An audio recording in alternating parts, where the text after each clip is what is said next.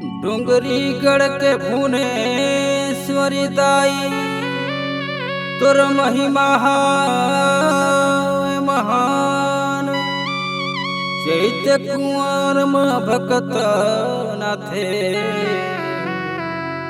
लगा के तोरे ध्यान। बोलो भुवनेश्वरी मैया की जय।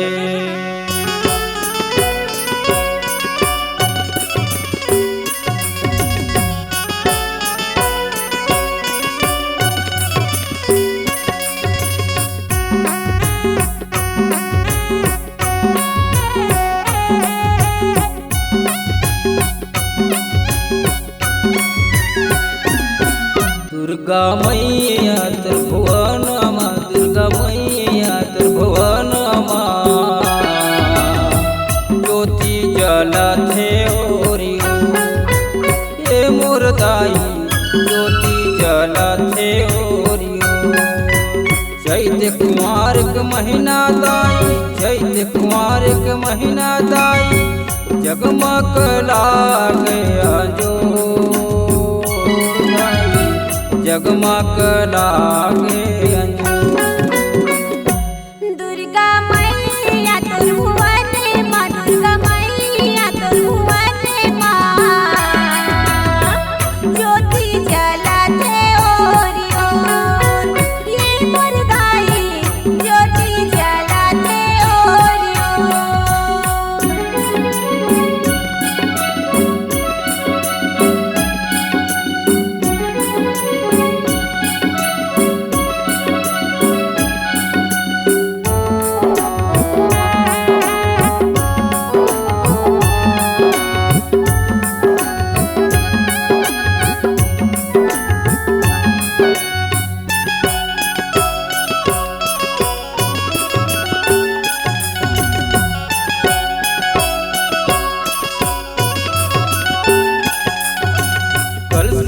ऊपर नादी दई कपास कहावे बात, कपास के हावे बात।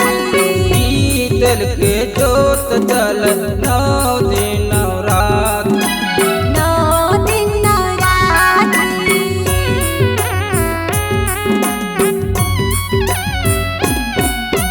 तोरे तरस बरदाई दूर दूर ले आत। चढ़ के मैया तोर दर्शन पाते, तोर दर्शन पाते। फूल पान नरियर चढ़े, फूल पान नरियर चढ़े। माई चरण मामो, माई चरण मामो। दुर्गा मैया तोर भुवन माँ, दुर्गा मैया तोर भुवन माँ। ज्योति जलथे ओरियों ये मुरदाई, ज्योति जलथे ओरियों।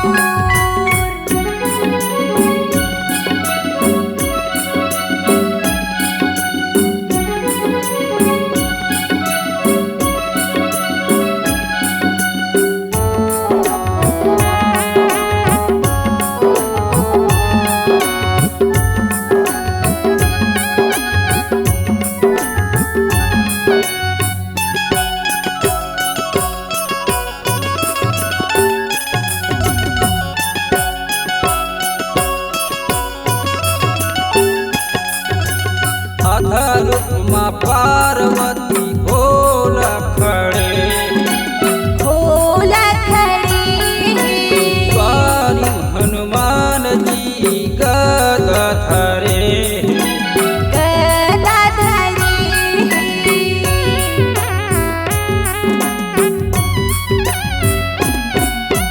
तोरे आचरक दाई दे दे हमला छैया। साहू मोला कथे गाना के गवैया, मेघा पारा के रहैया। डोंगरी गढ़ के नाव जगाए, डोंगरी गढ़ के नाव जगाए। हो गए जगमासो, हो गए जगमासो। दुर्गा मैया तोर भुवन माँ, दुर्गा